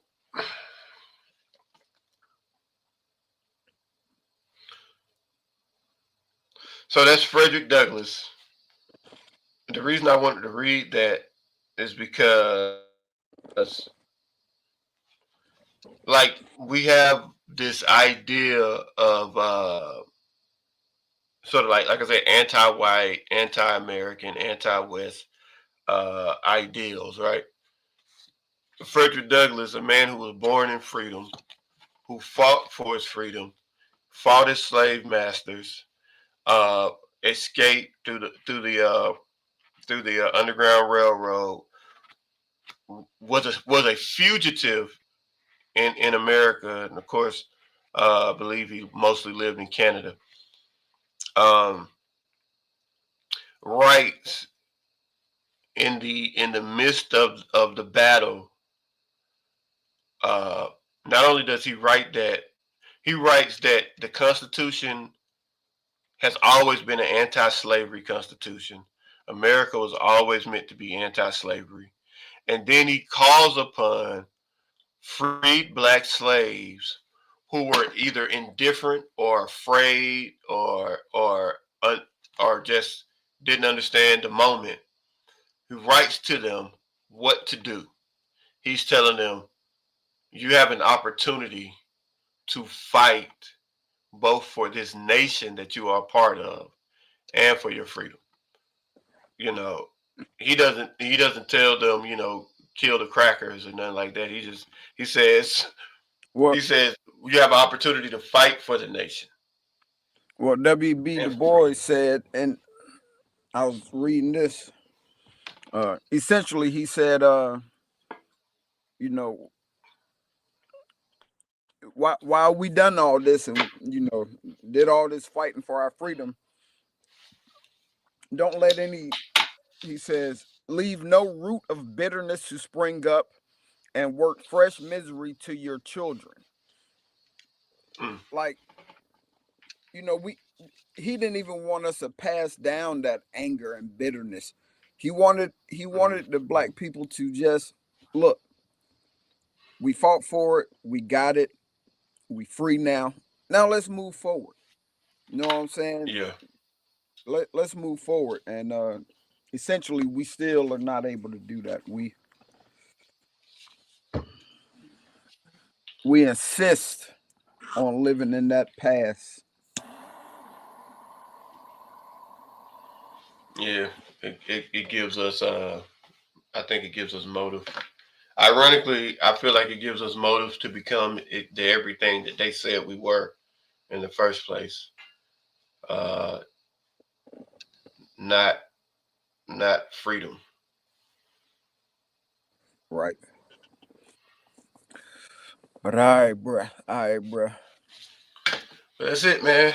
We gotta That's cut it a little short, little short. But we hope y'all got something out of this, man.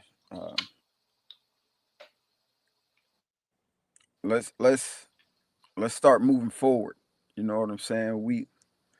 We had to do this basically with some help, obviously, from white people, but we had to be proactive in the movement, and I think we should continue to be proactive in the movement. And like he said, leave some of this bitterness behind, man, and don't feed that stuff to your children.